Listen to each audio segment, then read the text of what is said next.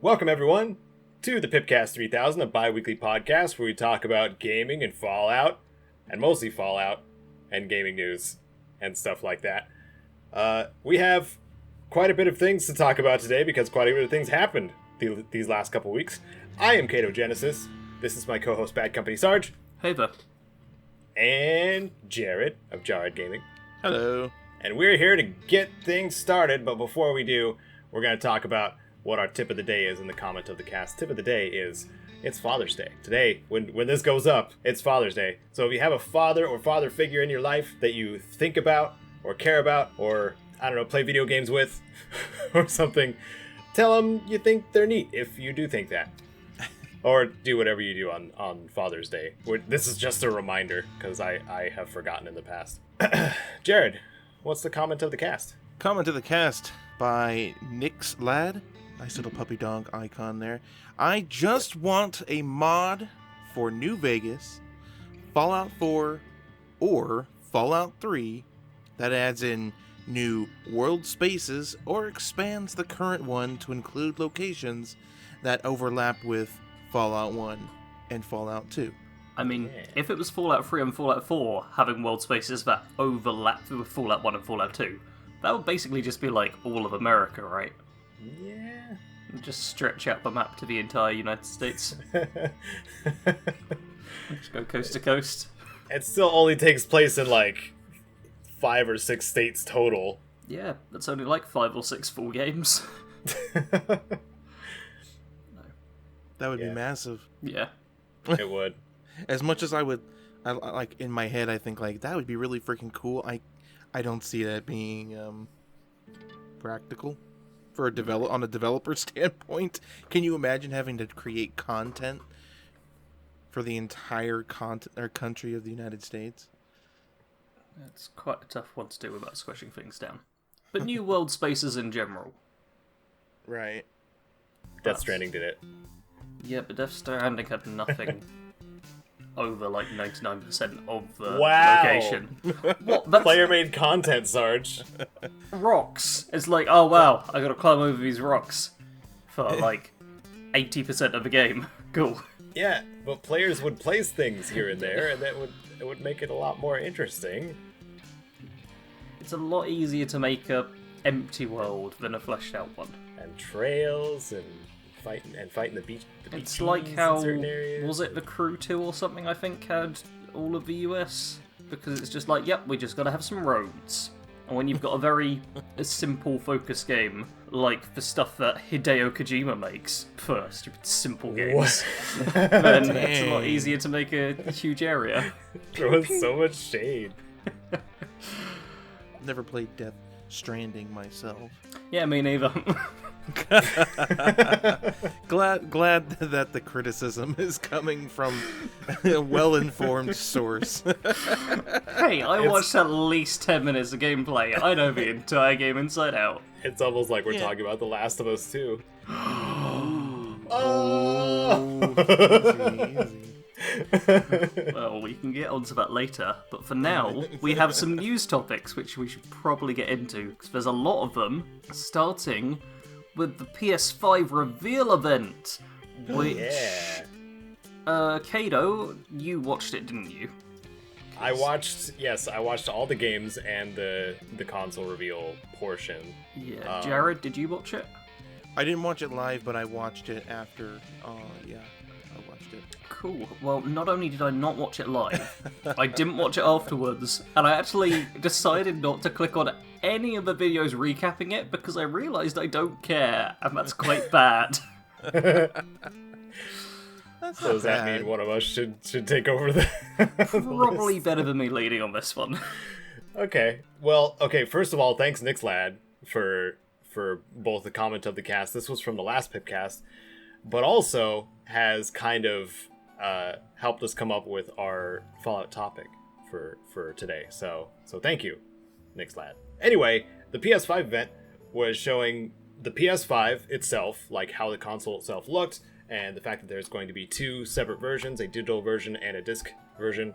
There is no price out yet as of right now, as of recording, which is Saturday, but I'm really hoping it's under $700 That would be for the nice. disc one. And so the games that were shown, though, there was 25 different games. 25 games shown.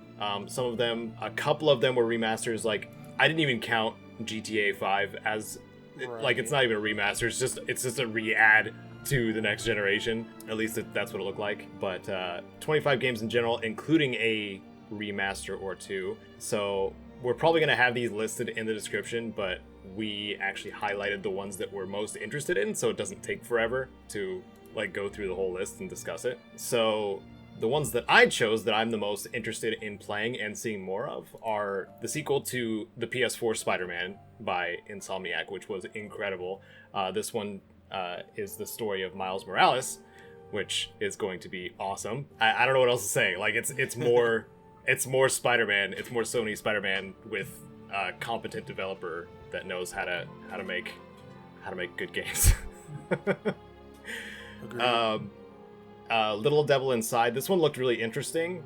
It had like a side-by-side storytelling type thing going on, where it was one dude, one like hero character fighting giant beasts, and one old man just hanging out in his house, and it was swapping in between these two characters, and it had a very simplistic art style to it, and I wanted to see more. I wanted to see what this was about, because I was getting some Monster Hunter style vibes, not any like design, visual design wise, but like how the characters were interacting, or how the dude was fighting monsters and stuff like that.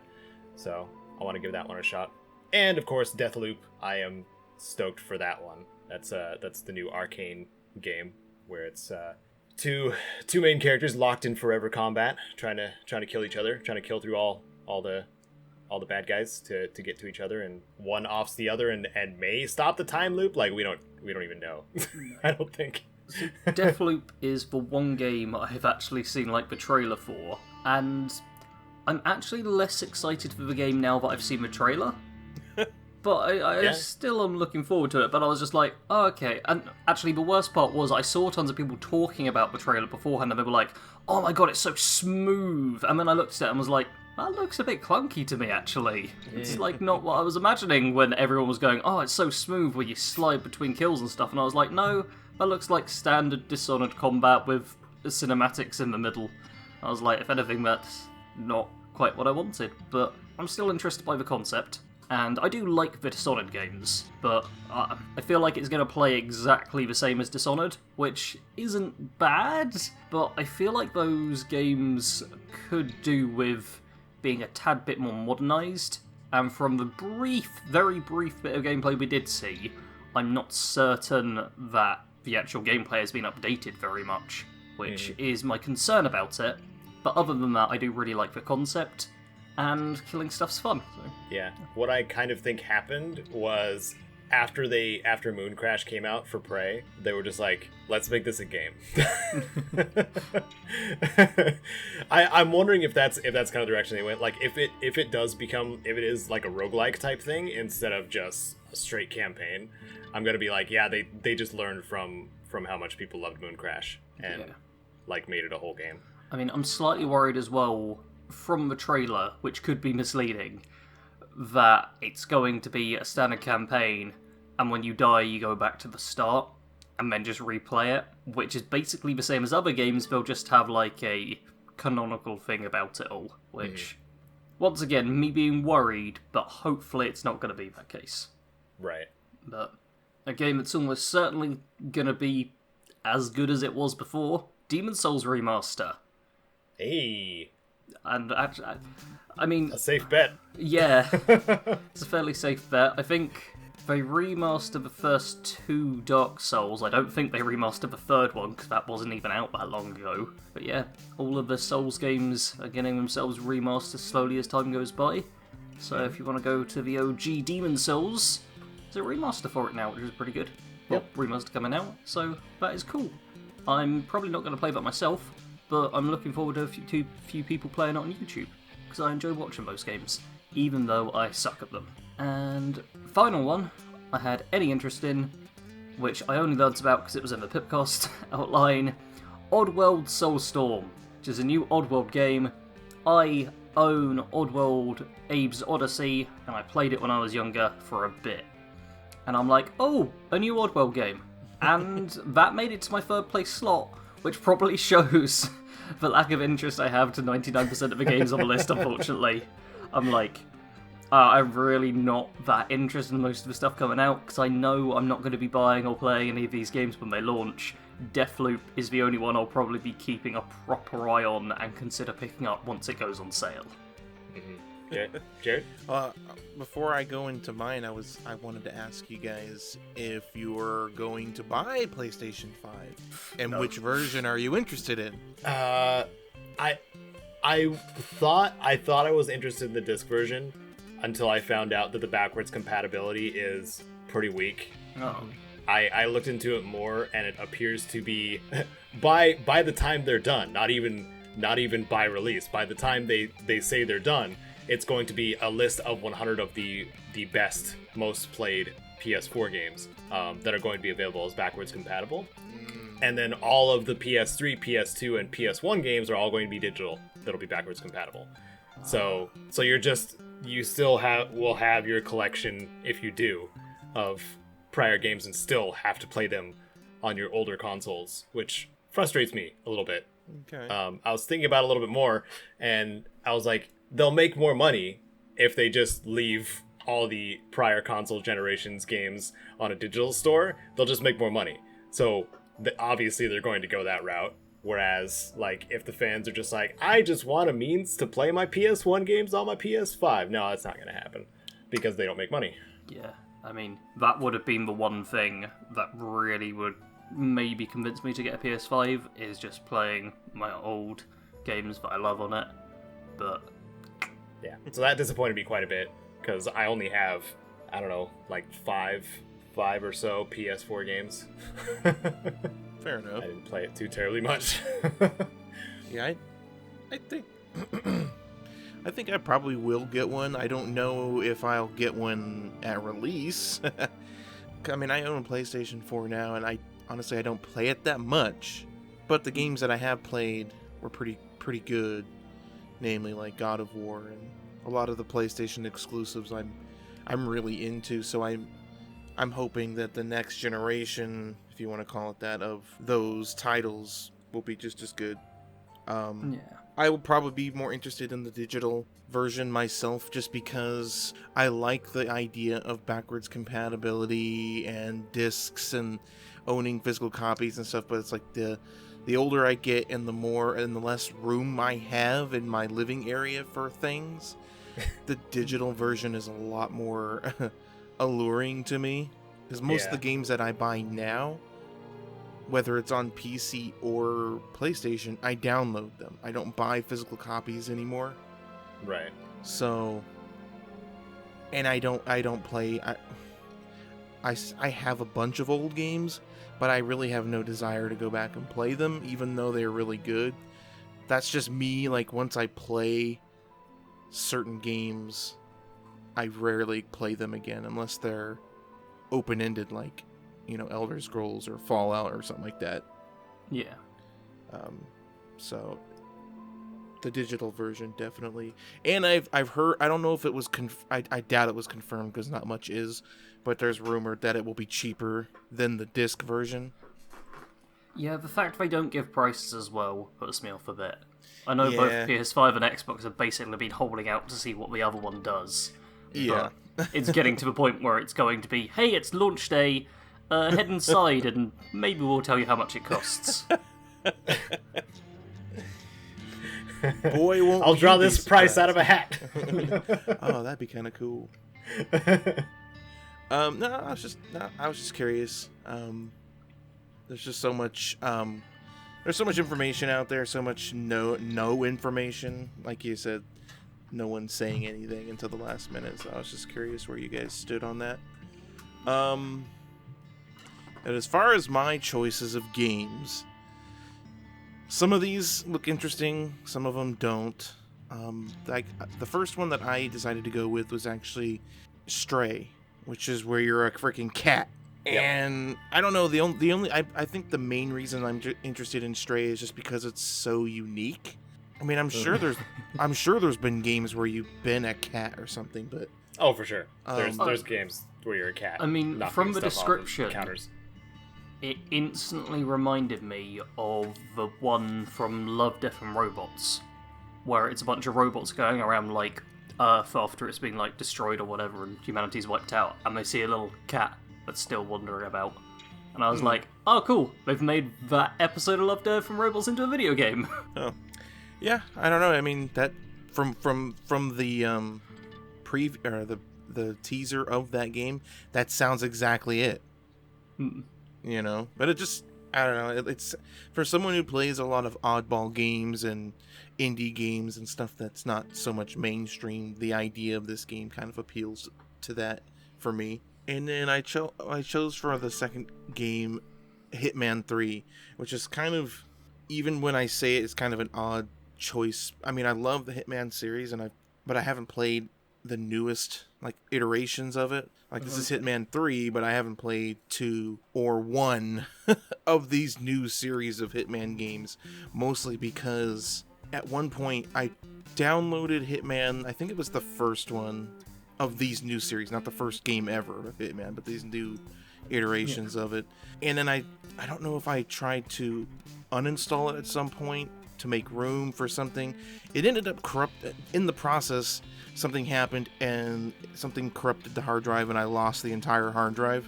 And for whatever reason, it's just like, well, I don't feel like trying to play Hitman right now because of that experience, even though it probably had nothing to do with Hitman. But it looked really cool in the video. It looked very big as the thing. There's this many sweeping cinematic shots and stuff. I mean, it definitely had that. But I've always been a fan of Hitman, so it looks pretty cool. And then my third choice would be, I guess, Resident Evil Village. Yes. I don't know if it's supposed to be like the old Resident Evil where you were in a village and you had to fight off crazy villagers. I don't know if it's supposed to be remaking that segment of it or something. Wait a minute, Jared. Huh? Could you be interested possibly in this game because you play scary games? Possibly. Okay, go on. But also, if it is anything to do with that, because I think it is supposed to be like a remake, because it's, what is it, 5, 6, 7, 8, Resident Evil 8, and I think 8, the original Resident Evil 8, you were in a village at the beginning of the game, and you had a bunch of crazy villagers coming after you and stuff, and it was really cool at the time. I really enjoyed it. So if it's like a remake of that, I think it's supposed to be in first person, like 7 was. Yeah. Which I honestly like that more. I tried playing Resident Evil 3 remake and I wasn't crazy about it.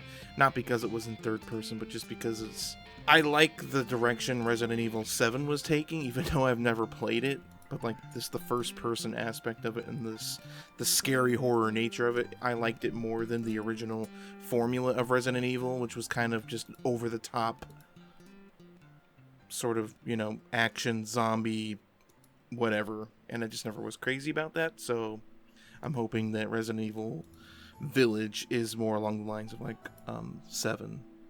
It's more a little bit scarier.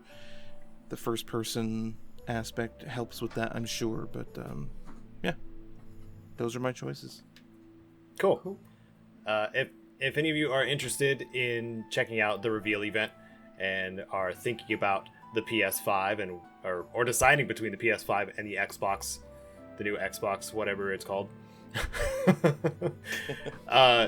check the link down below for the PS5 event. I might have the games listed too. It might take up the whole description, so I don't know if there's going to be enough room for this list of games. But moving on to the next thing is Bethesda.net has multi-factor authentication available now.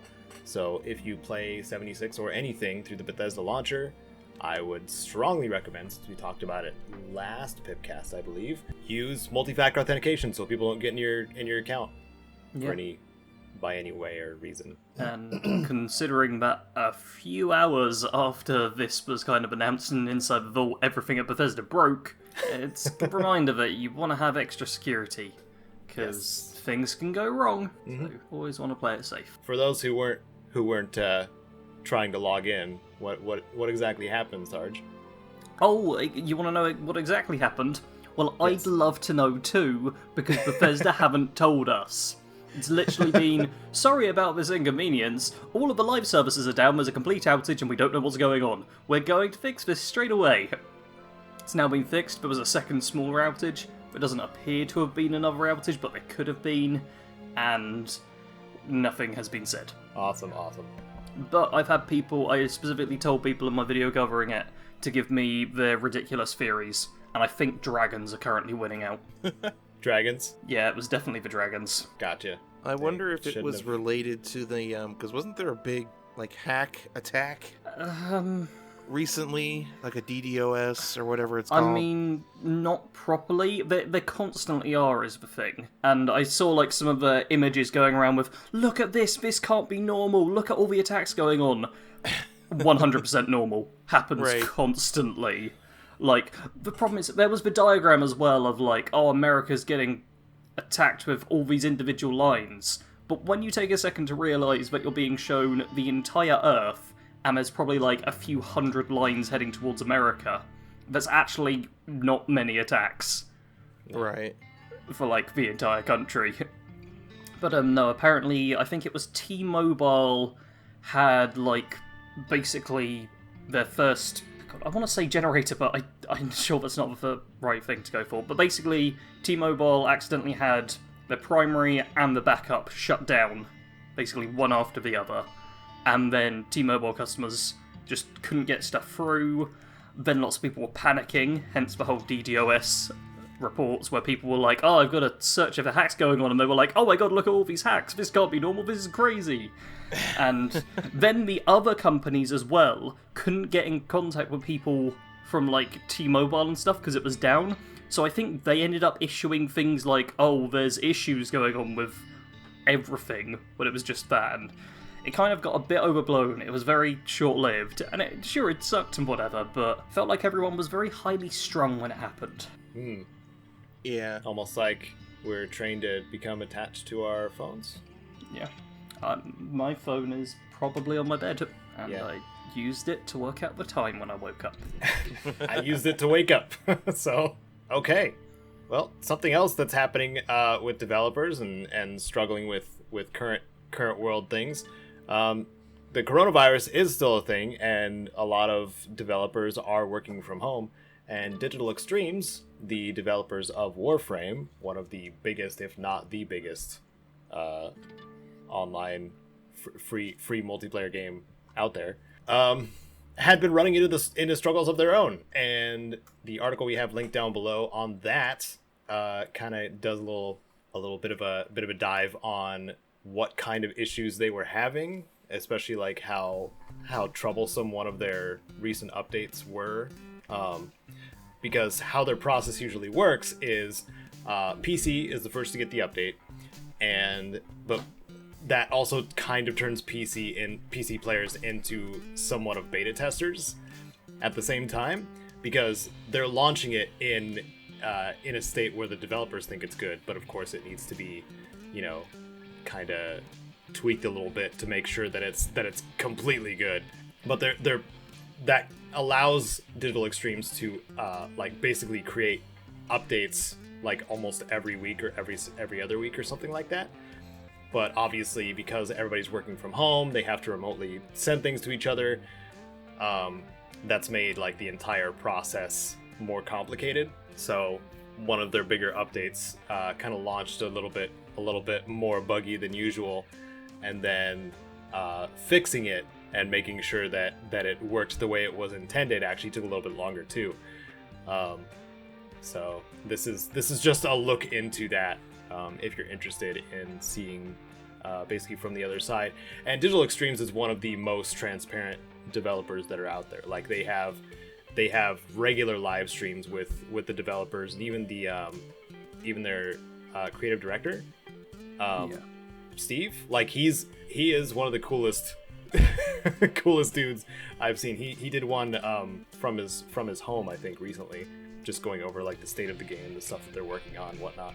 Just highly recommend. Even if you don't like play Warframe at all, like it's still fun to go back and look at these at Digital Extremes, see what they're doing, just because generally they have such a close relationship and communication line with their community that should be like the example that other developers are supposed to be following, but don't. Speaking of developers doing cool things, right, Sarge? Yeah, Borderlands 3 has new stuff coming / has new stuff now. We played some of it. Yes. Well, the thing we've played is a Guardian takedown, which kind of sucked, Yeah, it did. to be honest. We had various issues, but by far the biggest one is that the map it takes place on is very bad for just letting you kind of fall down death holes, and in takedowns you don't respawn until the midpoint after fighting a mini-boss.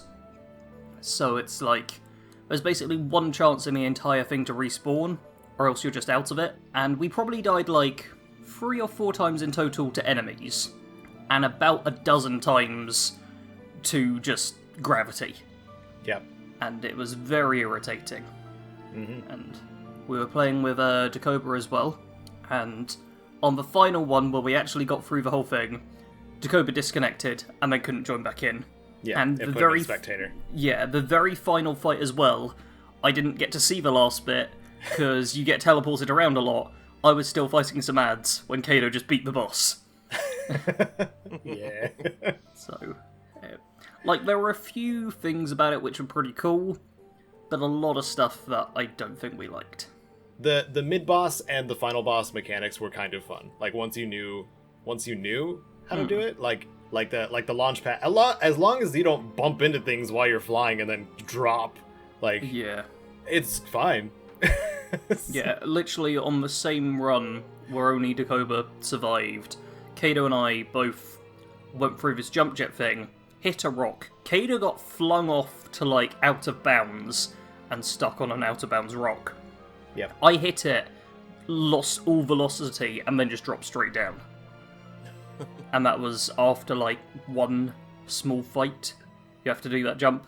And Yeah, this was the second room. yeah. There was a lot of just dying after like 10 minutes of playing, simply because, oh, there's a hole, oh dear. It was quite frustrating in that terms, because we were not interested in doing that. I also had to change my build, which I wasn't too happy with. Yeah, you did. I was playing a Speed Zane build, which is tons of fun. Highly recommend it if you just want to enjoy your time in Borderlands 3.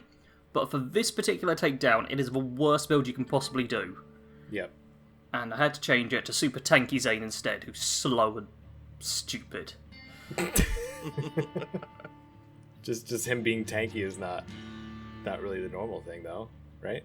I mean, it completely depends on which build you're playing, because he's got I a shield as one of his abilities, Yeah, I guess and you're it's right. based around being tanky. Hence, I made a tanky build out of him. I don't know what I was saying. No. You play Zane, Sarge. I don't. Yeah. I don't know. I don't know how Zane works. It's ironic for me to be quite so slow, seeing as I'm a person who's normally like 6 rooms ahead. Like, we actually did a couple of boss fights, just farmed them on like Mayhem 6 for one of the things, and there was one at the Handsome Jackpot Casino area where I ended up just sprinting ahead of you guys and like doing a quarter of a boss fight before you showed up, because I was fast. Yep. And you hit the checkpoint for us so we could just die Yeah. and respawn. I worked out that it's a team-based checkpoint rather than individual characters, Yeah. so I can just sprint to the end of the level, then everyone can commit suicide and they just teleport over to me. Even though the takedown wasn't a lot of fun, I also got no legendaries from it, which is quite annoying. And no like unique customization stuff or anything. Like, I earned nothing from doing it. It's very frustrating. But there's an actual DLC, Bounty of Blood, coming out next week. Yes, the 25th. Damn, that's like 4 days from when this goes out. Borderlands 3 Bounty of Blood. That's DLC 3 for the main paid DLC for Borderlands 3. So it's going to be a full campaign. It's going to take place in a Western style themed area. And you're going to have new vehicles that are more like mounts, which are going to be cool. And I think it's just going to be a fun new Western experience. Hopefully there's plenty of Western references. Yeah. We have the gameplay. I think we have the gameplay linked in case you guys want to check it out.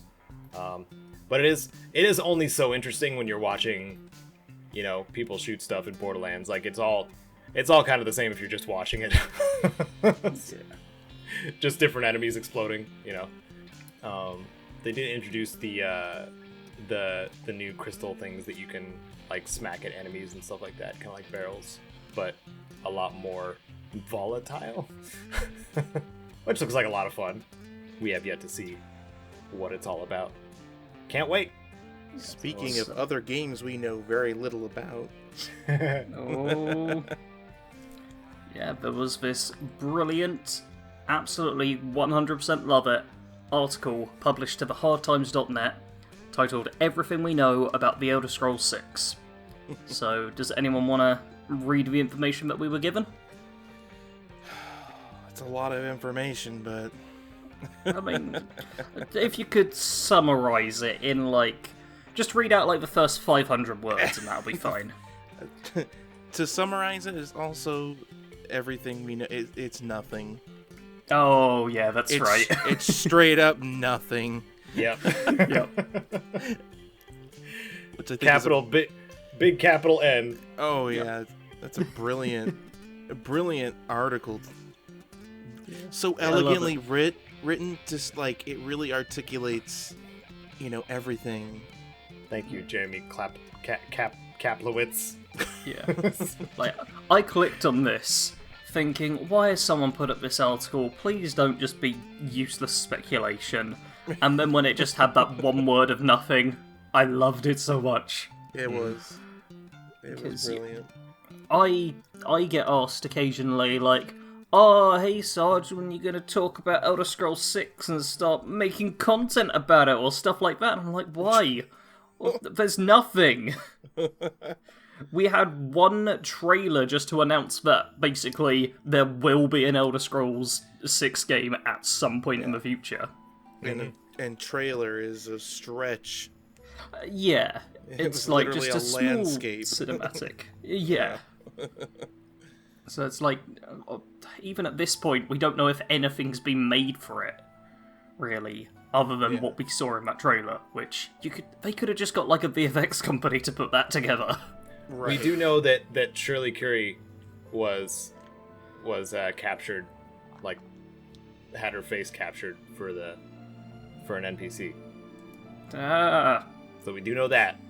wow! I better make 10 videos on it right away. Yeah, I feel like it'd be kind of difficult to make content on a game that we don't even know what it's called other than Elder Scrolls 6. yeah. Skyrim 2. Yeah. Yep. Until Starfield is out, I'm not even going to worry about the next Elder Scrolls. Because we know we've got that as the next kind of big release from Bethesda. Once that is out, I can spend some time considering the next Elder Scrolls game. But before then, it's not worth thinking about. Well, there's something happening in your neck of the woods, Sarge, right? Yeah, man, it's really hot. Plus, loot boxes may be classed as gambling by the UK government. Hey. Which we've reported on this like a few times with like different countries. And it does feel like it's slowly just each country's toppling and being like, yeah, these things probably shouldn't be unregulated. So, loot boxes have quite a bad reputation now. And even the government is stepping in and being like, yeah, this is a bit too much like... And the problem isn't necessarily in the UK that it's just, oh, gambling bad. It is the gambling for children aspect of it. Yeah, that's the main thing. It's so actually, easily accessible to young people. Yeah, I actually thought about it, and like, there's tons of gambling in the UK, like to various levels. Like, I gambled as a child legally, and there are ways to do it. You just have to go to like posh places because they're exempt from the rules, it seems. But even like in the town I lived, there's like a few gambling shops. A couple of my friends worked in gambling shops. Like, it's only after reading this I realised just how prevalent gambling is within the UK. because it's just so casual here as well. That the fact our government's being like, oh, gambling, better not have that, feels a bit odd, but probably is a sign that loot boxes may end up being heavily restricted just across the world in like 10 years time from now. Yeah, makes sense. I thought one of the things that one of the main signs that were bad for if anybody's not been paying attention to like the whole loot box deal and how much EA set themselves on fire with the whole situation with Battlefront 2. They also went out of their way to rename it as something else. Surprise mechanics. Yeah. If that's not a sign of like somebody doing the bad thing and being like, it's not a bad thing, it's actually this, when it's the same thing, like, dude. And it's good to see like multiple different countries getting behind this idea of classing it as gambling instead. For sure. Also, there was in the little article we'll have linked, it says that basically the value of loot boxes to the video games industry has been estimated at £23 billion a year. And that is a lot of money. Yep. So, this is why we're talking about legislation right now. Yeah. Not the most interesting topic, but when you're talking tens of billions, it's like, that is going to have a significant change to gaming. If enough countries, like, put heavy restrictions on loot boxes, developers and publishers will be looking for different ways to make money. So, gotta keep an eye out for that. And because they've gotten away with it for so long, like, it's part of, I would assume, it's part of their estimated budget for things, too. Yeah. Which is horrible. If you really think about it, you're just like, wow, they're trying to just siphon money out of people. Neat. Children included. Neat. Even on the, like, business side, there's bad stuff to that as well, because almost always in businesses it's like, oh, okay, so we made this much money last year, so this year we need to make more. And when they don't make more money, it's like, was that just because last year there was a surprise thing that had tons of effect, or some other external factor? Well, we've made less money, so let's just fire half the people working. That's the way we sort this out. Yeah. That happens, like, all the time. And that's going to be the downside of if loot boxes get, like, too heavily restricted, is that you might see a lot of devs looking for jobs on Twitter, because the companies have been like, oh, well, you're not worth your weight anymore. Sure, you've made this game, but how are you making us money? Grr, you're not. We've lost money. Get out of here. Something that's not bad yet because we don't know enough about it. Yeah. Is Godfall. There was a preview of it during the PlayStation 5 preview too. I didn't highlight it then because we're talking about it here because there was a PC gameplay preview as well. So there's actually two separate, and I'm pretty sure they're both different gameplay videos out there of Godfall, which is Gearbox's new looter slasher that they're coming out with. And I am stoked to play it because it's got pretty much all the things I like in video gamey games. Yeah, it's a actiony brawler style game with lots of heavy loot in it. Yes. That did make me slightly annoyed because in the trailer they're like, oh, we've come up with this brand new genre of game we're calling the looter slasher. And it's like, no, not come up with a brand new genre. Yeah.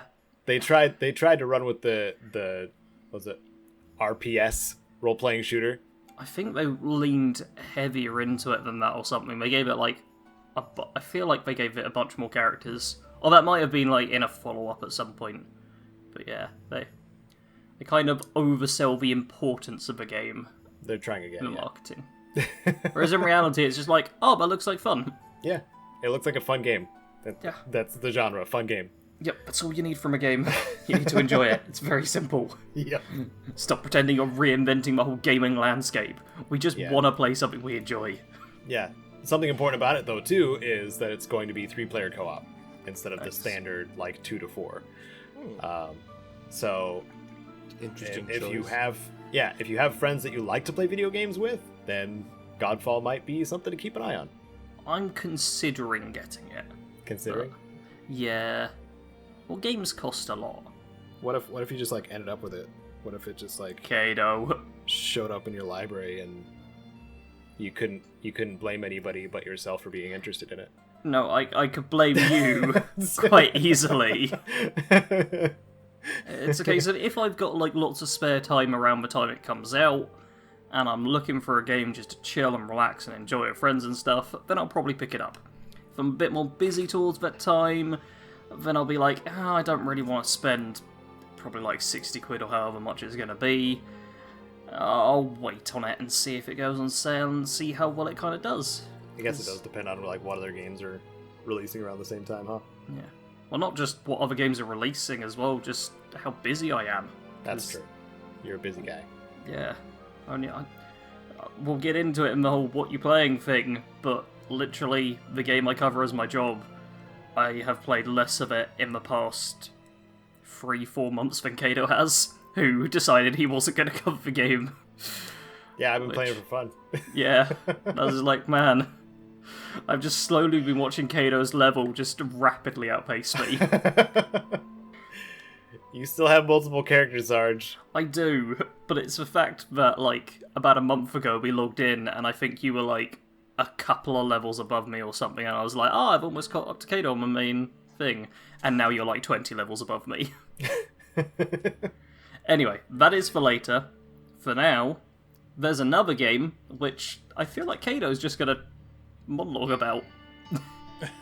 Monologue about? Okay, well, I don't know if I need to monologue because there is a gameplay live stream with the founder of Larian Studios playing Baldur's Gate 3. So there's a community update for Baldur's Gate 3 as well as a like hour and 40 minutes or so of gameplay of Baldur's Gate 3. I am super stoked for it.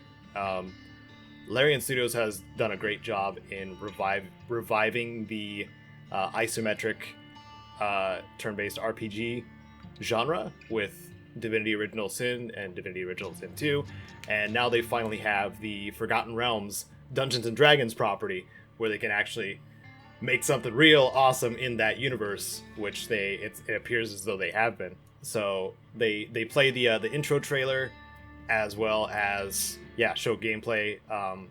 Party splitting is a thing, which is really cool. So you could be in one area with a couple of your team and then in another area with the other. The game's going to be co-op or co-op multiplayer type thing. It looks like it's got a whole bunch of really cool modern mechanics for a isometric RPG too, as well as a very like dynamic camera control. It doesn't always have to be isometric RPG. That's kind of just where it sits when you're in the like in the combat layer. Otherwise, you can like kind of like move the camera around wherever you want. Yeah, I don't know what else to say. Like the gameplay kind of speaks for itself. They're still, it looks like in alpha or pre-alpha build, so you will see some a little bit of glitchiness. Don't pay attention to the chat, by the way. Like there's some people that are stuck in the past. Oh wow, that's Imagine that. so rare. Oh no! Yeah, well, I mean, us as Fallout fans too understand that. I'm sure. It's they are doing an extremely good job from what I see, and Swen, the founder of Larian, is I think he's the CEO too, but he's just so excited for this game to be complete and done. Like his energy levels are way up whenever you see him on screen. But yeah, and we get to learn about, if any of you are D&D fans, get to learn more about the Illithid, which are the bad guys apparently, at least it appears that way, which are the squiddy Lovecraftian type dudes in the D&D universe, and the Githyanki, I think, is the name of the race, which were long time enslaved by the Illithid, and they're a tribe of like dragon rider pirates, kind of, that are pretty awesome, and they're Lawful Evil, I think is their alignment. So, lots of fun to be had. Interesting. Yeah. It's kind of the first game like that isometric top-down view, yada yada type of game that I've been interested in a while. I mean, I have an appreciation for them because I played a lot of them back in the day, but I haven't really played one that has kept my interest for a long time. But this one definitely is gearing up to be maybe the game that gets me back into that type of game. Yeah. Only recently was I playing like Neverwinter Nights 2, and that kind of got me a little bit more into the genre. And maybe Dakuba and I will be playing like he just wants an excuse to play Divinity 2. So like I could just be like, Dakuba, I want to play Divinity 2, and he'd be like, let's play right now. So yeah, we'll see what happens. But I need to get back into the groove of playing a Larian game, so maybe I'll do that beforehand. Another game that fans are apparently really excited for is Kingdom Hearts Melody of Memory. So it's another Kingdom Hearts spin-off. I don't know if people should ever be surprised anymore about this, because Kingdom Hearts just is a outrageously massive series with only 3 main games. Yeah. Melody of Memory is a rhythm game that has a trailer out for it now. And the link's down below if you want to cringe a little bit and be slightly disappointed, like I was. I discussed this with a buddy yesterday, and we both kind of hate Kingdom Hearts at this point. He's just like, I hate Kingdom Hearts. Because after a certain point, the passion gets kind of blurred for some people. Like, because Kingdom Hearts started so interesting, like, oh, it's Final Fantasy and Disney, this is going to be a cool little story to get to understand. Like, too much was added for, like, with all the spin-offs and then all the main games requiring those spin-offs to be played to actually understand what the frick is going on. I get, like, the cash grab thing, like, maybe like Disney and Square Enix, like they both want money, and running with a franchise that's successful makes sense. But the story was made into such a convoluted mess by even before Kingdom Hearts 3 came out, and they tried to tie all those knots and just exclude the Final Fantasy characters except with DLC, and you're just like, oh my god.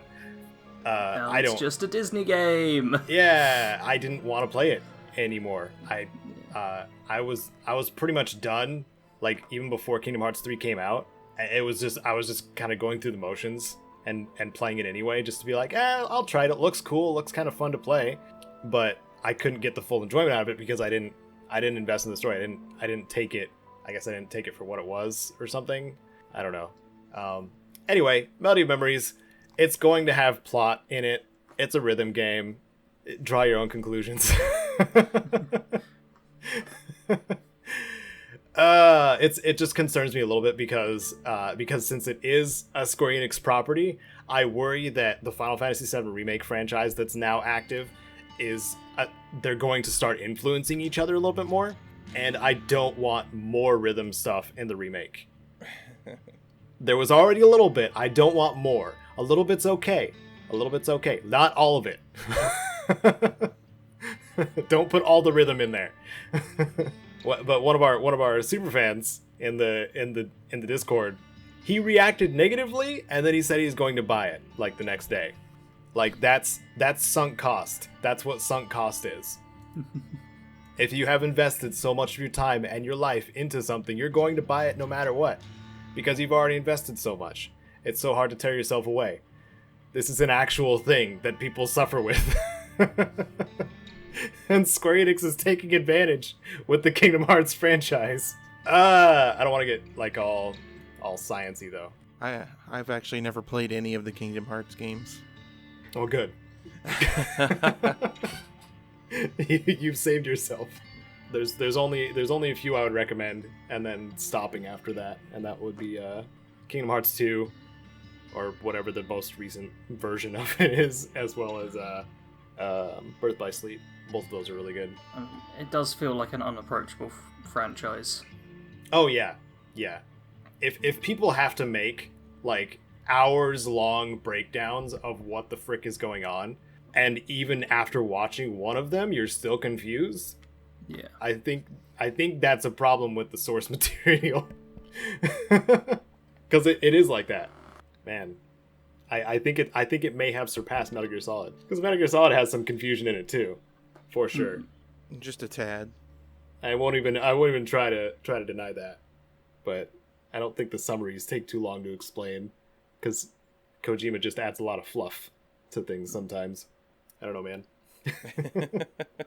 Or you can understand the simple parts of it if you want to go that route. Like, this guy's got nuclear weapons, you got to stop him, or something like that. Also, Right. Also, it's a robot that fires these nuclear weapons. Go. Pretty much sums it up. Yeah.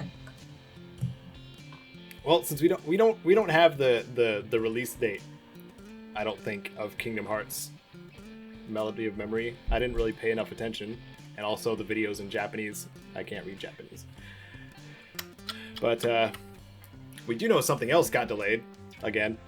Indeed. But only, what, like 2 months? From Yeah. September to November, I believe. Wasn't it like February before they started delaying it, though? I think the original release date was April, and then it went from April to September, and now September to November. Yeah. So probably should make it clear, we're talking about Cyberpunk 2077 right now, which has been delayed from September 17th to November 19th. Maybe they gotta make sure Keanu Reeves looks good. It's Keanu Reeves, man. I mean, as long as he's got a beard, he always does. Yeah, Exactly. I mean, you're right. Gotta make sure they get the right angles, maybe. Maybe that. So we've got a Twitter link here, and I've stupidly clicked on it to read the thing and forgot that comments on the side shows up. And something I've been hating seeing so often is, oh, you're delaying the game. That's because this game I like has come out, and yeah, nobody's going to be talking about any of your stuff because the game I like came out. Which is so often like a comment thread I see on the internet. Yeah. And it's I've seen it so often now, but it's a pet peeve of mine, where someone's like, oh, a game I like is about to come out, or whatever. It's like, oh man, apologies, rant here. But Do it. the Final Fantasy VII Remake came out, and I think it was like originally slated for the same time as Wastelanders was originally going to come out or something, and I was having someone in my comment section for a Fallout 76 channel, basically, just commenting saying, nobody is going to be talking about or playing Wastelanders because Final Fantasy VII Remake's coming out. And I'm like, no, that's not how it works. And it bugs me, because there's people out there who are like, well, nobody's going to play this game because I like this game which is coming out. Maybe it helps giving perspective. FIFA is doing so incredibly well as a series, even though it's just milking people for their money. But there are fans of those games. We just don't hear about them because we don't enjoy those games. Like, that's part of the thing. So maybe I don't know how much that helps perspective. Like, those fans still exist. Those fans will still play that thing despite other things happening, I guess. So, like, even if they did release on the same day, like, not everybody plays JRPGs. Yeah. Not everybody likes the direction that the Final Fantasy VII Remake went to begin with. So, and Fallout fans, man. Yeah, so often the games are quite different in some ways. Mm-hmm. Like, the one I'm seeing here is Cyberpunk 2077 and Last of Us Part 2, because that just came out. And it's like, well, just because you're into one doesn't mean you're into the other. Yeah. Because I'm into Cyberpunk, don't care about Last of Us. And, like, people who do enjoy both games, I'm guessing Last of Us Part 2 isn't going to be a game which you spend 500 hours on. Like, you play it, you maybe do a second playthrough, and then you're done. It's... I may have one of the comments favor though too, and that would be Skyrim versus Kingdoms of Amalur. when they were released close to each other. Okay, yeah. Those are at least the same genre. Yeah, they're pretty close. Yeah. Yeah, that I can get a comparison on. But a sci-fi game versus a zombie game, I'm like, okay, they are offering different things. Yes. And a multiplayer online survival game versus a single-player story-driven game. Completely different. Like, if you are going to compare stuff, compare the similar stuff. Like, I know Titanfall 2 came out between, like, a Battlefield and a Call of Duty launch. All three of them are first-person shooters, highly focused around the online aspect. Fine to compare them to each other and talk about the impact they're having.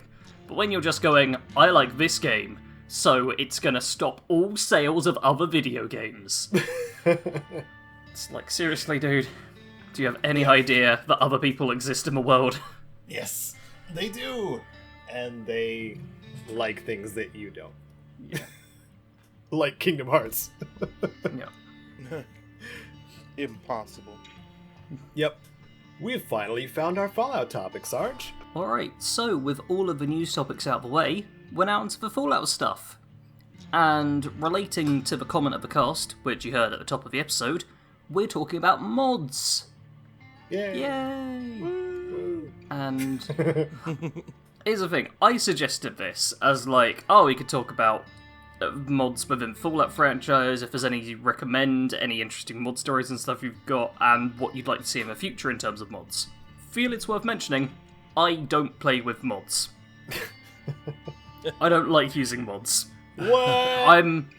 People sometimes accuse me of being anti-mod. I'm not actually anti-mod. I just had a period of about 2 years where multiple times a day people were going, why aren't you using this mod? Why aren't you using this mod? Why aren't you using this mod? Which surprisingly makes you sound quite grumpy when you talk about them. Despite all that, mods are cool. They can give you more out of a game, they let you customize it to be the way you want it to be, they sometimes are just crazy and can make you question the sanity of every other human being on the planet. There's a lot of value to them. So I figured it's about time we discuss it. Yes. I use mods a lot. But I'm very selective of the mods that I use. I don't do the ones that are just like you said, the ones that just make you question everything and all things. I try to keep the selection of mods to be believable. Yeah. Within the world that, the game already exists in. Some very few weapon mods, because I see some of these mods where it's like some super, advanced Call of Duty style assault rifle. It's like, well, how did this thing survive freaking nuclear holocaust? Yeah, just like, okay, I'm going to have a perfectly preserved AR-15 with a 4x scope and laser sight and extended magazine to it, and the stock's got a comfort grip made out of, like, memory foam or whatever, and you're like, what's going on here? Yeah, but, I certainly probably don't have a load order that is as big as some people's, which is kind of a weird way to say it, but I do a lot of environmental, so, like, I like, to increase the quality of the weather systems or, maybe textures or something, just to make them a little bit more updated, I guess. Because, how old is Fallout 4 now? Let's use Fallout 4 as an example. 4.5 years. I want to say, I was going to say 5 years. 5 years in, video games is a long time. You could even say that it is pretty dated. Yeah. So a lot of times I go for the mods that will just update some of the textures or just some of the gameplay systems without altering the core of the game. Yeah. I will say I'm quite on that level as well, because especially with having made videos on the games, one of the biggest things I see on guides I publish, and I'm sure Caedo will have the same experience, is someone being like, hey, this isn't working for me.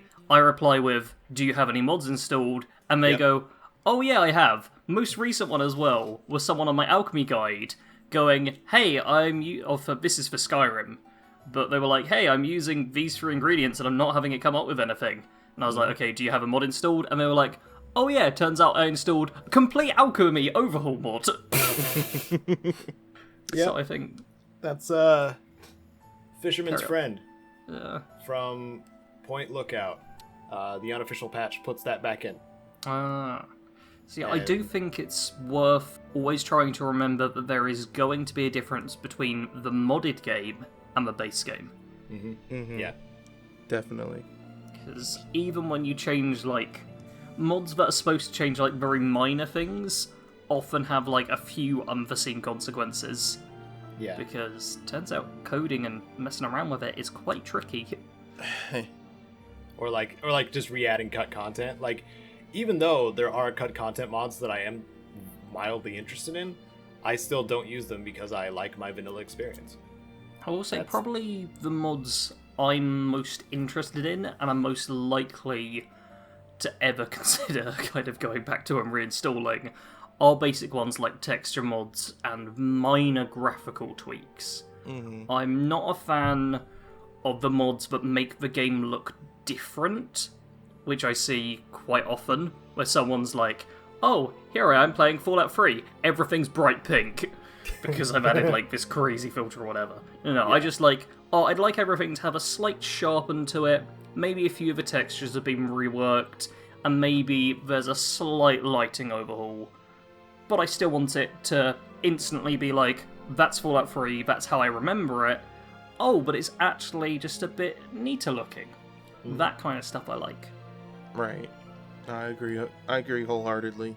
Well, I think with the exception of my recent Fallout 4 live streams where I've pretty much modded the game to look very scary, horror game-like. I mean, that's not normally how I would play the game. I'm doing that mostly for entertainment. I mean, it's different, and maybe a lot of people haven't seen those particular mods or whatever, and since I do a lot of horror games on my channel, it's like, well, it'd be kind of cool to try to turn Fallout 4 into a horror game. Yeah. And that's definitely an exception to do that, because normally I would, if I'm playing it just for my own enjoyment, I wouldn't do that. Yeah. That fully voiced side quest mod that you did was actually pretty cool up until that point where you got stuck. Yeah. And that's one thing I've noticed with Fallout 4 is there's very few decent quest mods. And if I had a choice in the perfect world that is Fallout and mods, I would love to see more. I know that that's difficult to do because you need people who can voice act and stuff like that. And oh yeah, way easier said than done. Yeah, that's one thing that I definitely would love to see more of. And maybe, there would be more if these projects weren't so ambitious. Gosh dang it. Yeah, no, you're seriously. Yeah. There does seem to be quite a lot of we're going to recreate the entire game or add on like an entire new continent, rather than a lot of, oh hey, we're going to do a short narrative-driven side quest. Mm-hmm. Which kind of makes me think of the comment about new world spaces and stuff, and it makes me think of like the Fallout 4 New Vegas. Yeah. Overhaul, like they talk about ambitious. You know. Oh yeah. Yeah. As cool as that would be, I mean, look at like Skyrim. How long have they been trying to make Skywind, remaking a Morrowind in Skyrim? I mean, are we ever going to see it? Probably not. It's still progressing as far as I know, but it's a passion project. It's taking forever because like these people are doing it just because they love it. Right, and they don't have the resources at hand that a big company would have, like Bethesda. Yeah. And I get that. Don't get me wrong, I would love to see these really large remakes. I really would. Mm-hmm. Yeah, for sure. I mean, we could mention the Fallout 3 and Fallout 4 that one team was trying to do, and they had to kind of go back to square one with with their sound design that or not sound design, but sound placement, because they use sound assets from Fallout 3. Yeah. Oh. And that got them in trouble with Bethesda.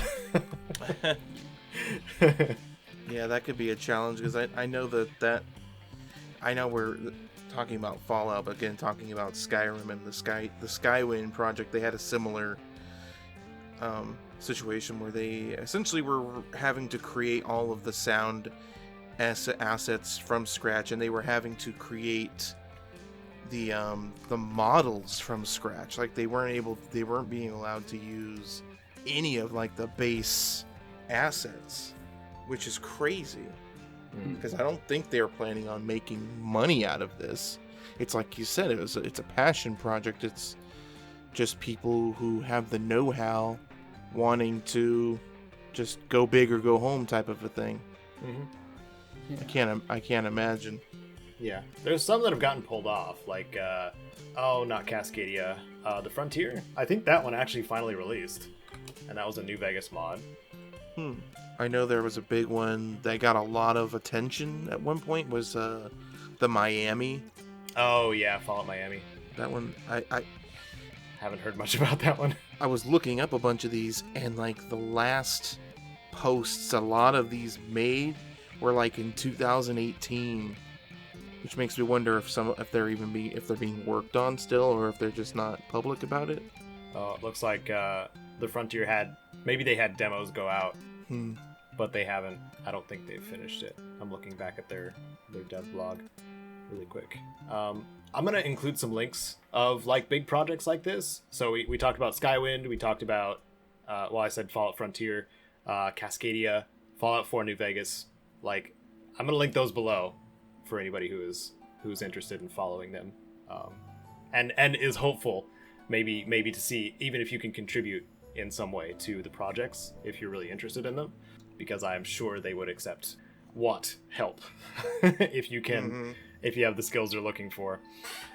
Yeah, I know for a fact some of the bigger projects, they actually have open positions that you can apply for, as far as like 3D modeling and concept art and voice acting and everything like that. So Sarge was mentioning in the topic of the value of mods, any more entertaining kind of situations that happened with you guys and mods? I mean, that would be a Jared one, because you don't use I have used mods before, like when Skyrim, just before Skyrim Special Edition came out, pretty much, I modded original Skyrim a little bit, and that was pretty much, I was like, oh, that's kind of cool. I never want to do this again. Nothing stands out that has happened recently. I am planning on playing a quest mod for Fallout 4 that I want to do in a live stream like I did with that other one, because it sounds really cool, where it adds a functioning like train, and it's a quest that's built into it, and it's one of the higher rated quest mods for Fallout, and I've seen other like YouTubers do a little bit of video on it and stuff. Not enough to know much about it, but enough to pique my interest. So, I think I saw Alchest Breach play that. yeah, it sounds cool. Again, I think it's still believable, even though there isn't a functioning railway system in the game. There is railroads in the game. Yeah. I was looking at it and trying to figure out how they did it. I think they did it similarly to like how it was back in the day with like before shooters were fully 3D. Like you still had like pixel art sprites in a 3D space. I remember Blood was one of the games where you were actually on a train, but the train itself was stationary, and it was like on a kind of a conveyor system that was just repeating Right. instead, and that may have been the route that they went. Just an old school trick of the trade. I probably would have tried to look into how it was done in the start of the Nuka World DLC, and then see if there was a way to transport over that same sort of stuff and just implement it within the actual base game area. Could have been that too, yeah, you're right.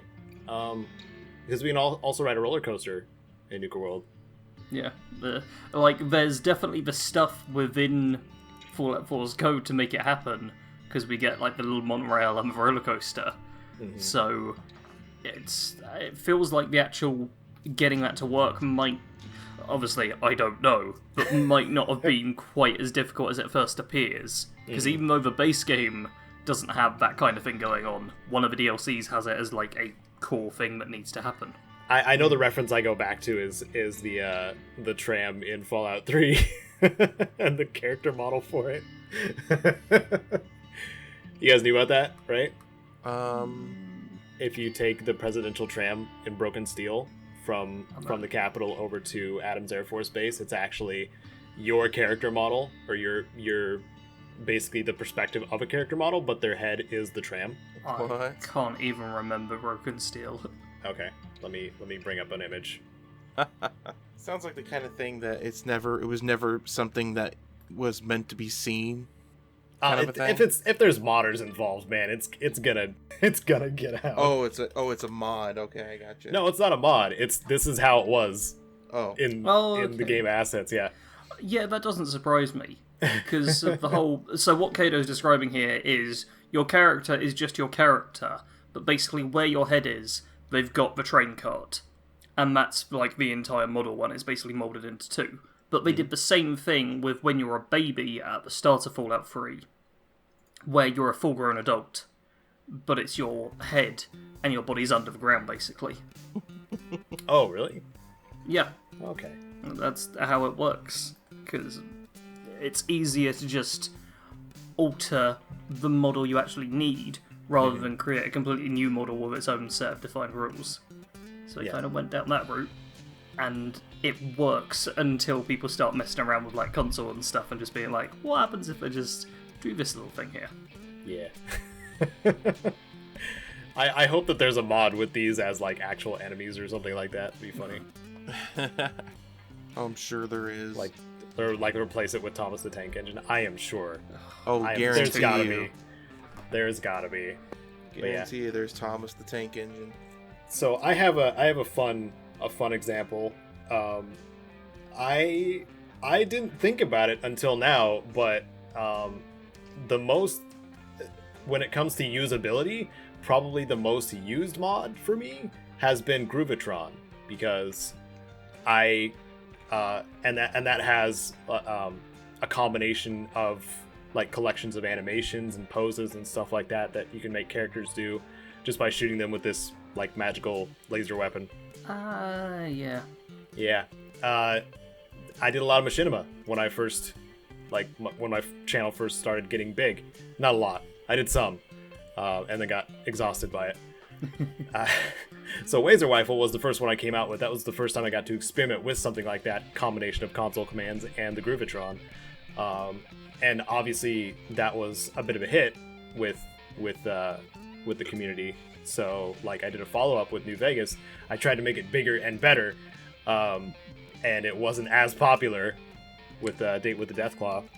And then by the time I got to Fallout 4, I think I still had pose mods, but there was no I had to use console commands a lot more. I don't think there was an actual Groovitron in Fallout 4 to make it easier. So after a while, I just kind of gave up on the project in general, because I think Open Minded was kind of in the middle of their own things too, so I didn't have there wasn't much bouncing back and forth. They would just give me the song and be like, make something. I'm like, all right. So I kind of lost motivation a little bit there. One particular, probably one of the mods I had the most fun with when I was really into modding was the Dragon Overhaul for Skyrim. Okay. Because you could actually finally shoot the dragons out of the sky. They wouldn't have to land to die, which added a little bit of extra realisticness. Yeah. And they did that crash landing animation a lot more, and that would have an extra effect. It would actually bowl you over if you were in the way. That's cool. Nice. It just generally made the dragons more interesting. A lot of them were, but they didn't just stop there. Obviously, they had the dragons have new abilities and stuff like that. So it was an actual overhaul in the dragons and how they worked. Right on. But that's, again, when I was super into modding. Now, I don't have the patience for it as much. The most I did with the Fallout New Vegas playthrough is install the strip open, which just takes out the dividers. The centered third-person camera, which I always like to have. The familiar friend Pip-Boy 2500, until I realized that that was a cause of the running backwards bug with using VATs. Oh, okay. And then I was like, crap, I can go vanilla if that's causing it. The Wasteland Flora overhaul, just the textures for that one, and NMC's texture pack, as well as like a whole bunch of quality of life stuff, like the ones that would turn those pop-ups that show up at the beginning when you leave Doc Mitchell's place into the corner messages, so they wouldn't just stop you entirely. Oh, okay. So it was actually a nice smooth transition again when you would step out of Doc Mitchell's house, instead of just getting spammed like you've installed too many search bars. Yeah. And Fallout 4 loot menu, dude. Yeah. So much better. So much better. Yeah. That's honestly, that might be the most recent mod I'd considered at all. The Fallout 4 loot. Yeah. Yeah. Because I forget when I go back to Fallout 3 or Fallout New Vegas, but you have to like, oh, here is a container. Let's open the container, see what's inside, then close out the container. Ugh. It's like Fallout 4 had just Disgusting. the best loot menu. It did. Yeah, we can look forward to future Bethesda titles in general having it, if they're taking the RPG direction. I mean, even the Outer Worlds did it. Yeah. Goddamn Obsidian always stealing from Bethesda. I know, right? Yep, Obsidian did it too. Yeah, thought that was awesome. Looking forward to a radio menu being added too. Like, I honestly have no idea what they were attempting to do in Fallout 4's favorites menu. It's so messy.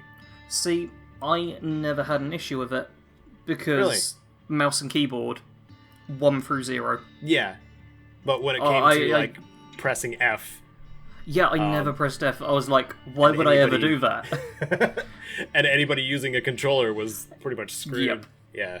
I mean, that was one of my big reasons for wanting to go to PC, is to have the hotkeys.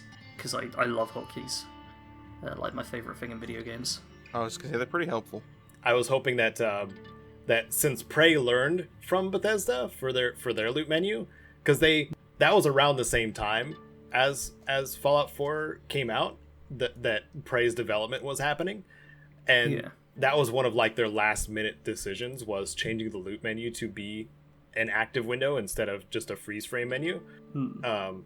But what Prey also added that Bethesda didn't was a spiral radial menu. Which is really awesome. So I hope that Bethesda learned from that too, because we already saw. Did. Yeah, we saw a radial 76. in 76. Yeah, we saw a radial in 76, but we haven't seen a spiral one yet. Oh wait, what's the difference? It keeps going, like as you're spinning one direction. So you can have more than 8 or more favorites.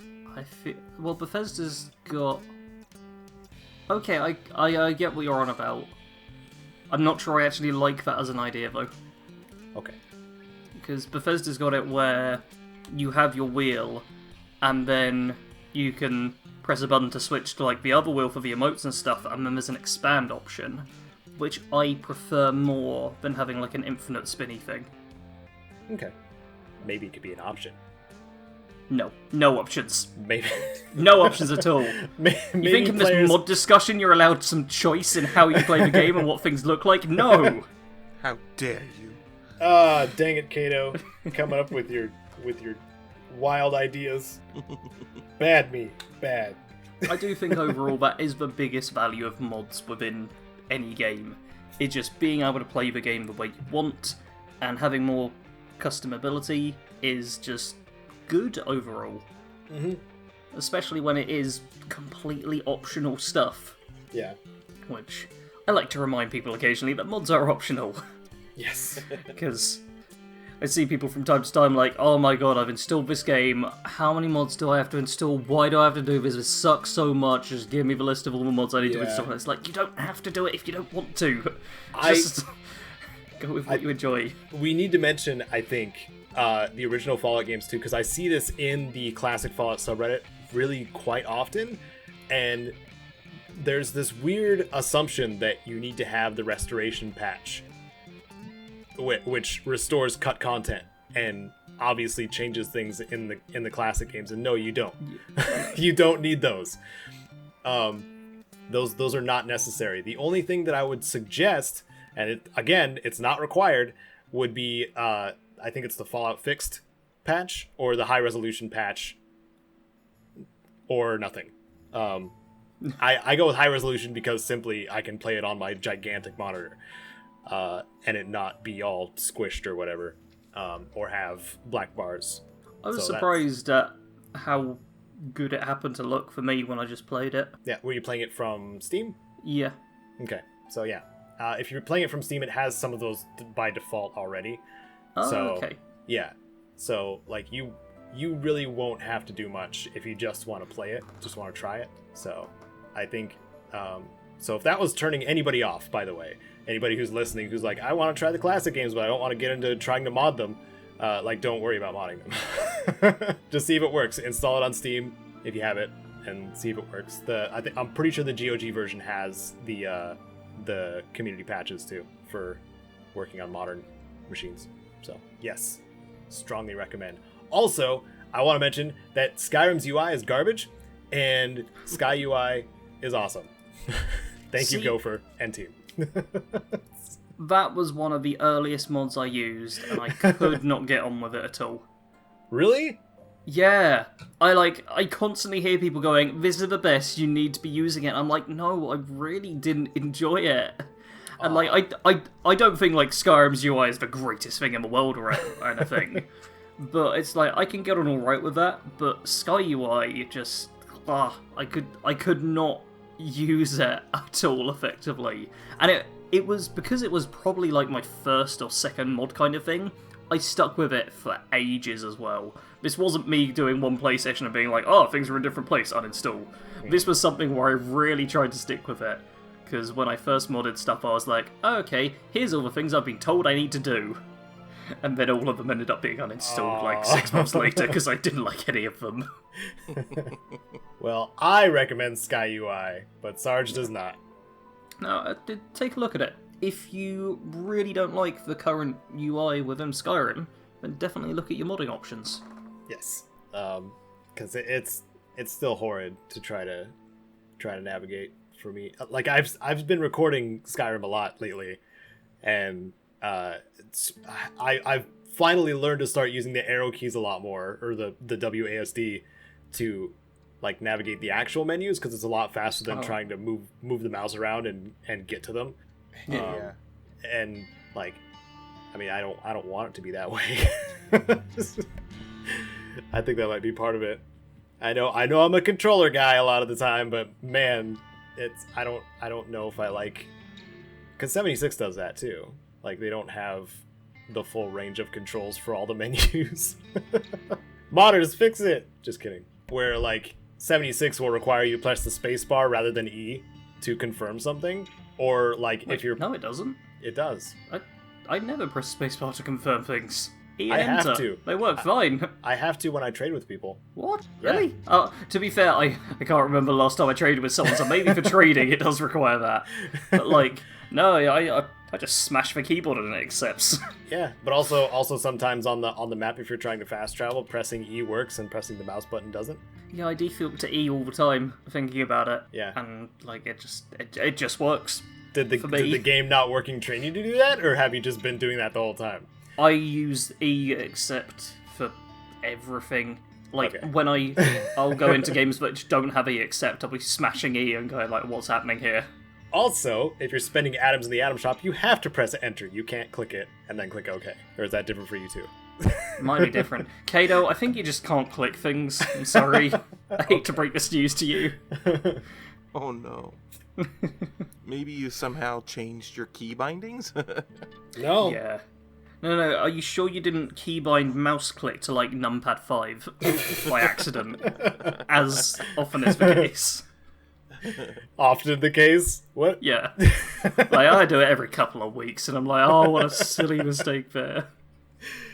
Nah. I just want consistency with the controls, really, in 76. That's all I want. I'm not asking modders to fix it, by the way. That was a joke. Just hit E. It definitely works every single time. It or doesn't. I don't notice. So it doesn't matter. I don't think I did much modding for Fallout 4 myself. I think it's always been New Vegas and 3. I mean, I feel like Fallout 4 as well, quality of life-wise, is still very good. Like, just playing the game is easy. Yes. Like, you can get on with that.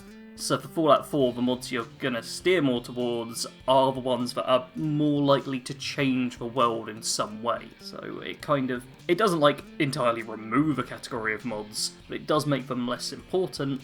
Whereas when you're looking at older games, quality of life improvement mods are suddenly more important than like new quests and stuff. Yeah. Should we talk at all about quote-unquote paid mods?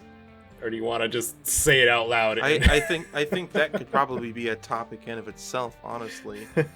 Because the sad truth is, like, a lot of, like, when the Creation Club first was made available, I mean, most of the mods you can get on the Creation Club that you spend money for, you can find better free versions of on, like, Nexus.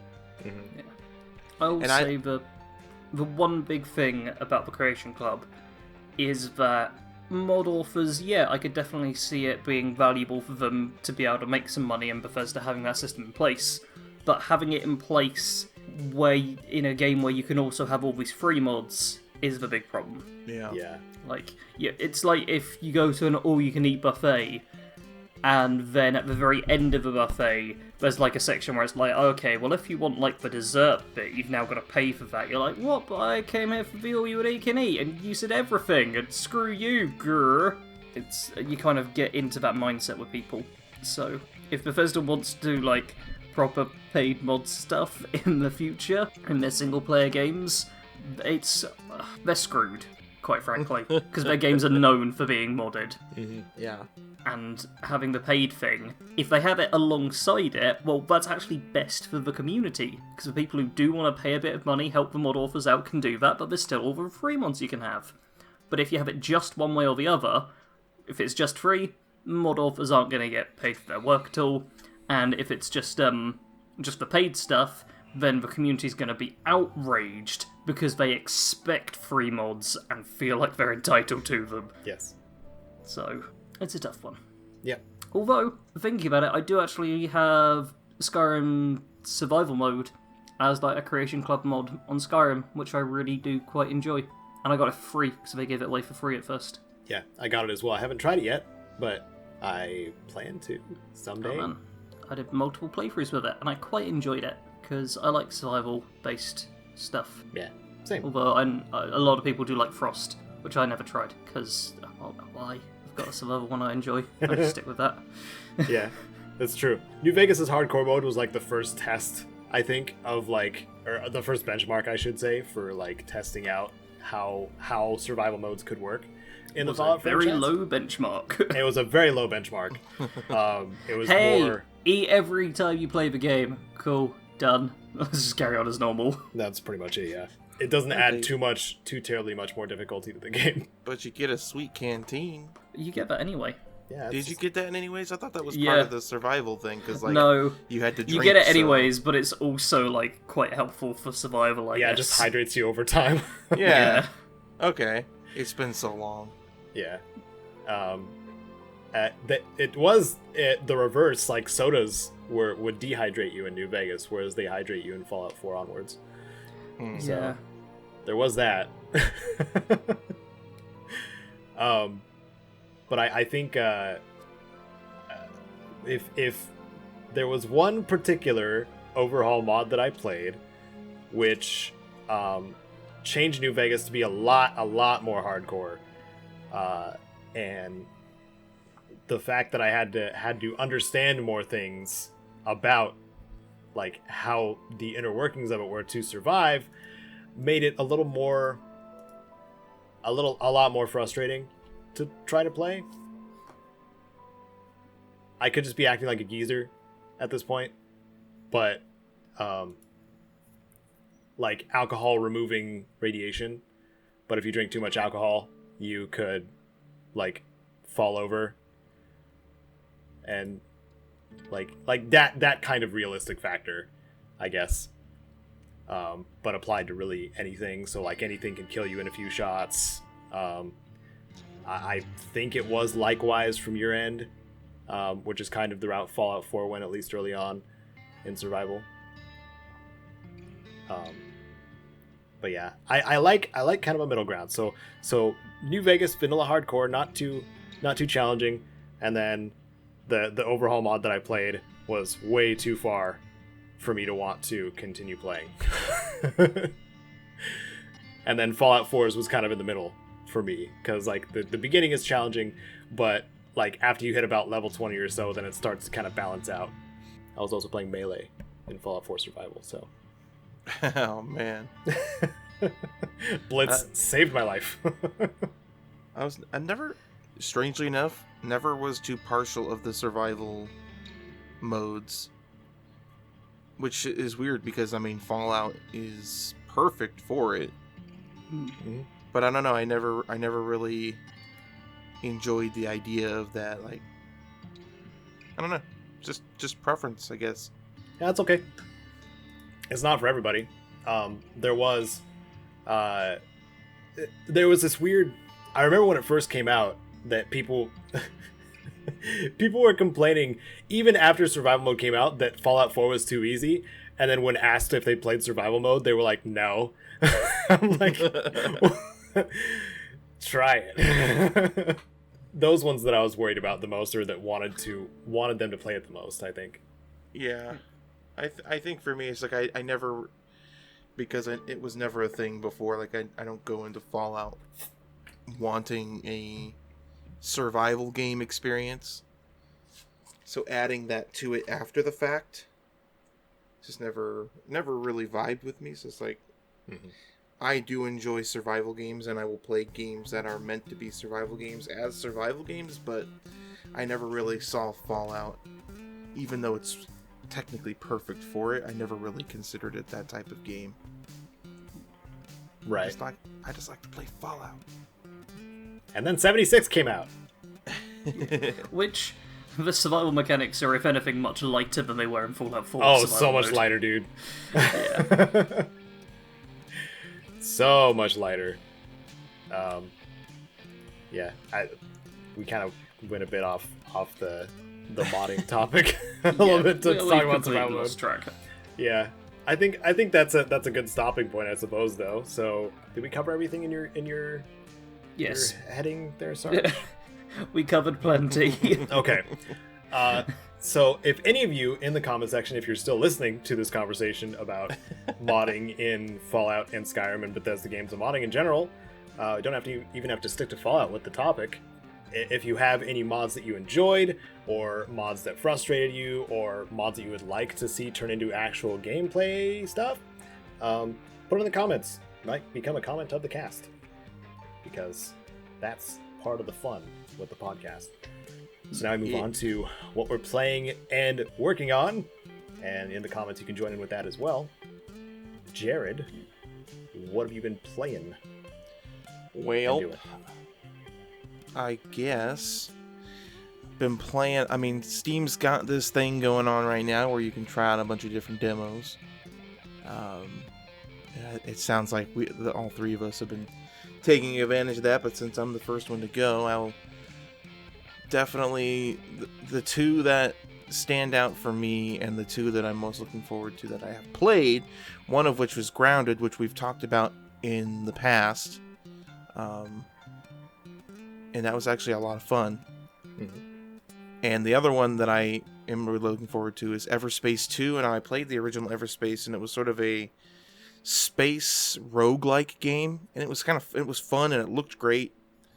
And Everspace 2 it looks like it's being developed to be more of a space RPG, so much more open-ended and RPG elements and stuff, so I'm really looking forward to that. The demo was pretty cool. Very limited, but very cool. as far as the demos on Steam, those are the two that stood out for me. The other games that I've been playing a lot of, it just became available. I think it was available before on Epic Store, but now it's available on Steam. It's Outer Wilds, which is a interesting experience. I don't know if you've ever played it or heard of it.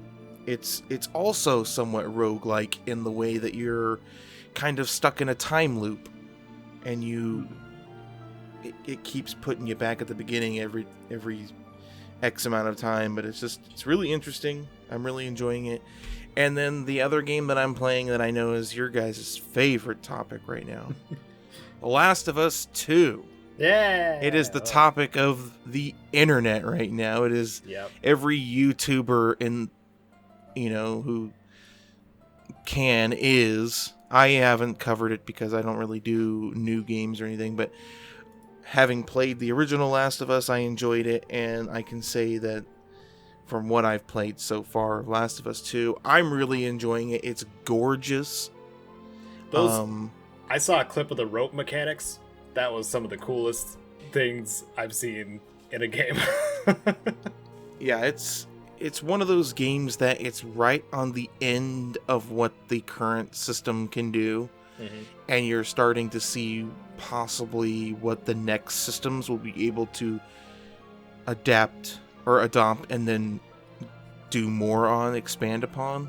It's that good. I don't know if this is a spoiler, so I'll just throw out a spoiler warning. But part of it does take place in Seattle, which is around our neck of the woods. And it just... I know it's not really, but I mean it is. I don't. It's always better to be cautious about this stuff. Okay. Exactly, exactly. Better on the side of caution.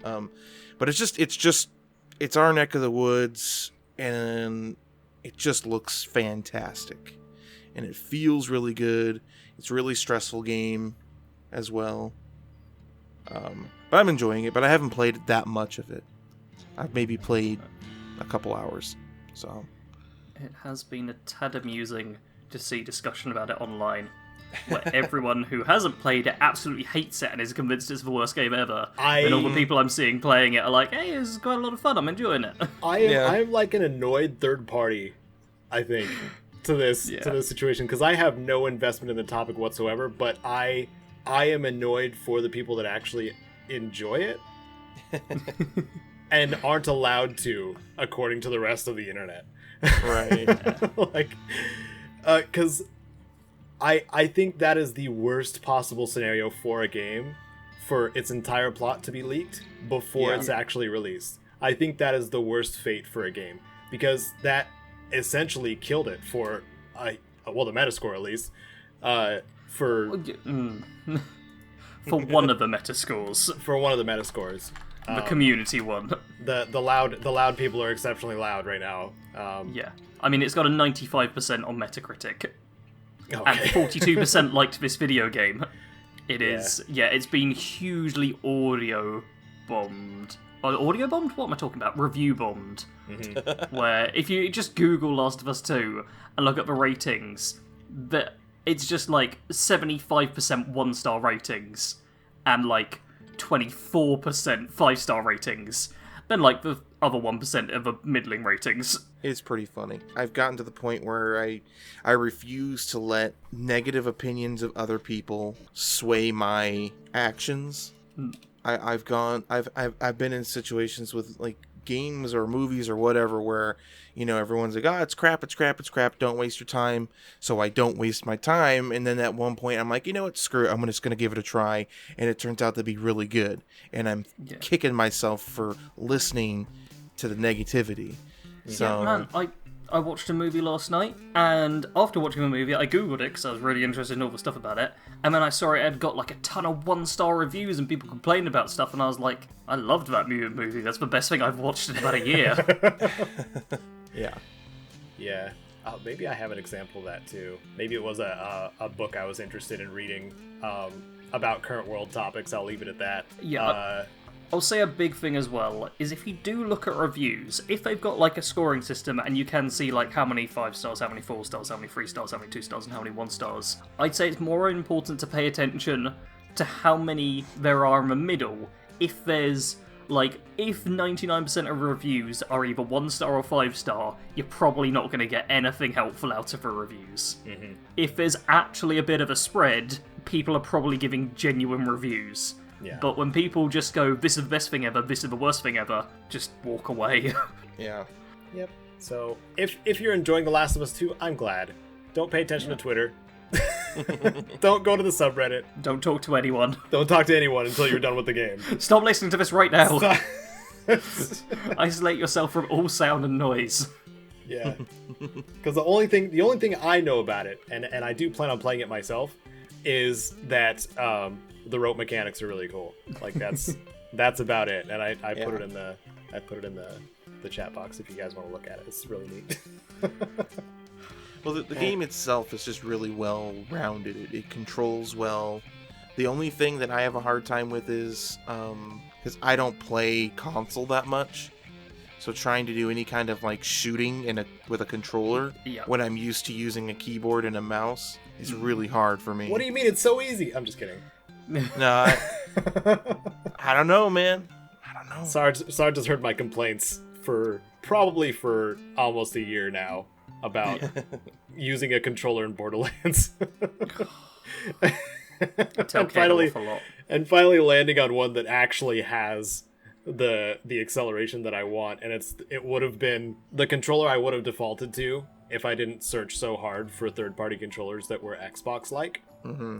And it's the Logitech, the one of like 2 Logitech controllers that exist right now, the wired one, and it does what I want it to, and I should have just bought that. I have spent over $100 on third-party controllers, and most of them are crap.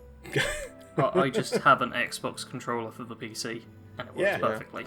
I did until I needed to buy a new one, and then that would have been also over $100, so I probably just should have done that. Other than buying expensive controllers, what else you been up to? Caedo's Highlights 31 went up. It was a combination of clips, also probably over the past year of Fallout 76. Yeah. Me and you, Sarge, and Jared, and the other Jared. Whole bunch of people. A whole bunch of us playing Fallout 76 and talking about how bad it is, even though we were playing it and enjoying ourselves. I also finished the Skyrim two-handers countdown for unique two-handed weapons. Hint, the rueful axe is in it. It's on the thumbnail, primarily to drive more clicks because I want people to disagree with me. Because that's why people click on videos like that.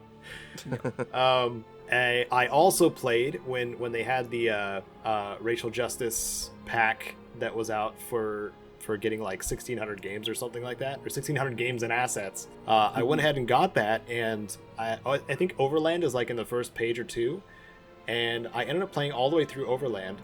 It's not a long game, obviously, but it's also a isometric turn-based strategy, which I'm used to playing, so that might have helped my progress in it just by playing them a lot. But it's a fun little kind of Oregon Trail type situation, but it's post-apocalyptic, and you're basically driving in a vehicle. You can actually switch out vehicles too, but you're driving in a vehicle from the East Coast to the West Coast in the United States while there's this weird alien situation going on. So they start out as these little crawly guys, look kind of like the Flood, like just a couple of them from Halo.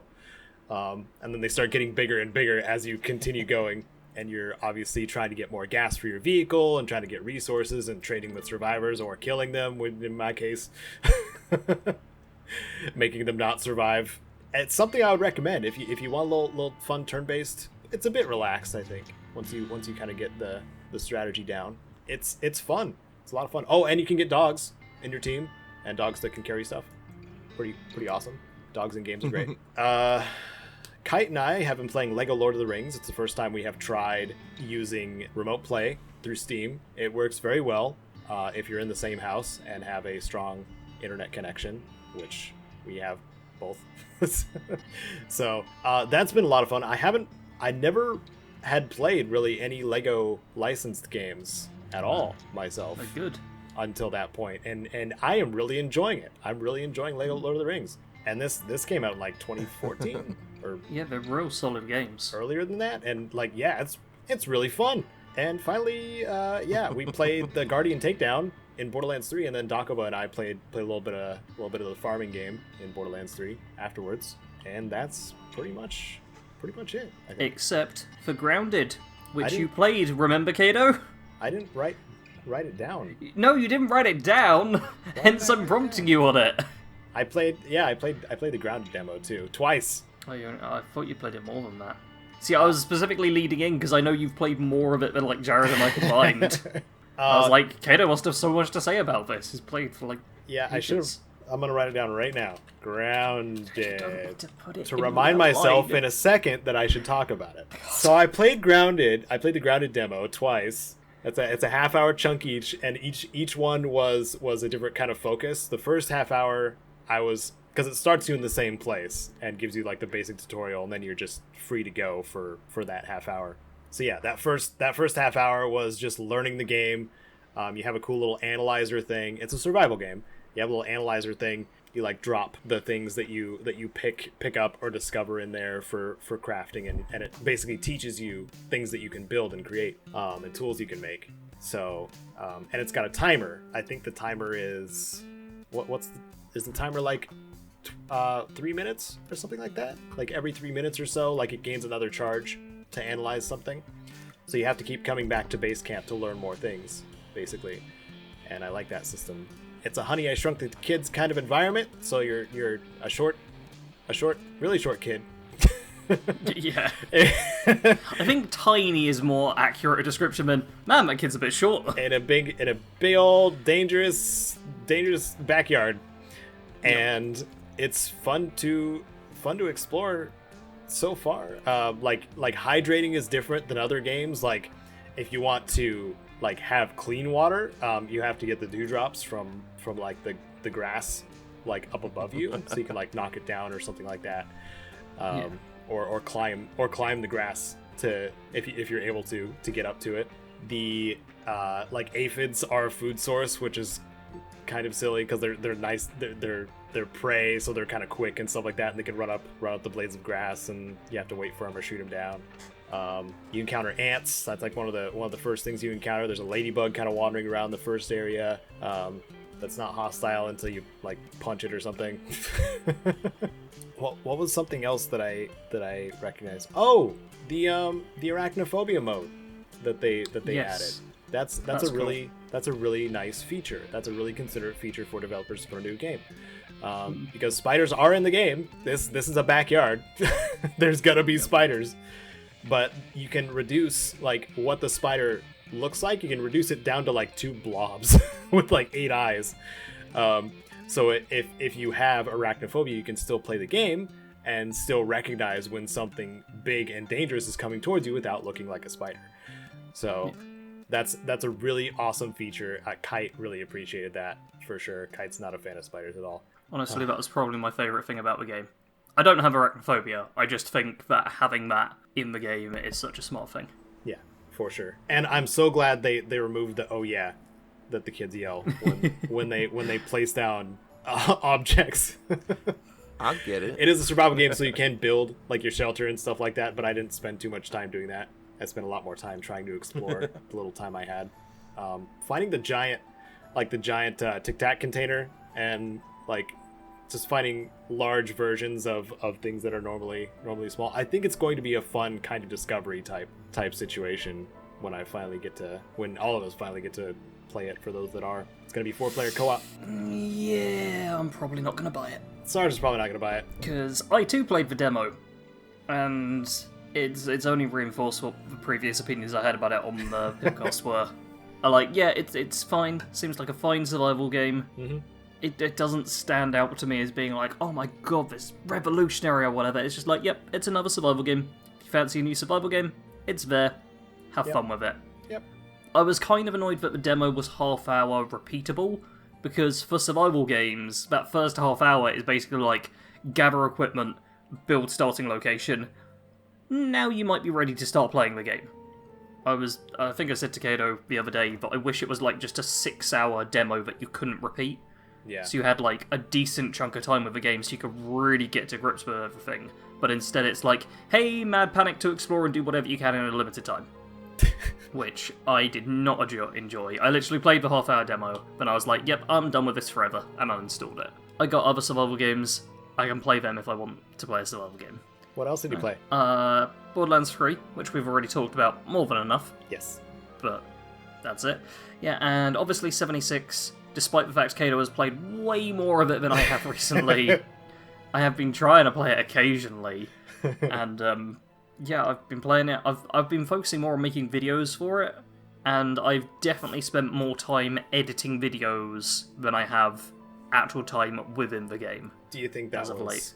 part of the all of the footage, or the panning and zooming stuff that you have now? Cinematics? I mean, Cinematic. for those who don't know, yes. yeah, before Wastelanders came out, I got cinematic shots of every single location within the game. So I can't remember how many gig it is, but I've got like hundreds of gigs worth of footage. Yeah. of Wasteland. So like not needing to go in game as much because you have more than enough to use for like any topic of video, basically. Yeah, my most recent video was made up like 99% of just for cinematic footage. Mm-hmm. So I've always got background footage and B-roll at this point, and I organised my files a while ago. So I've got tons of B-roll, which is great.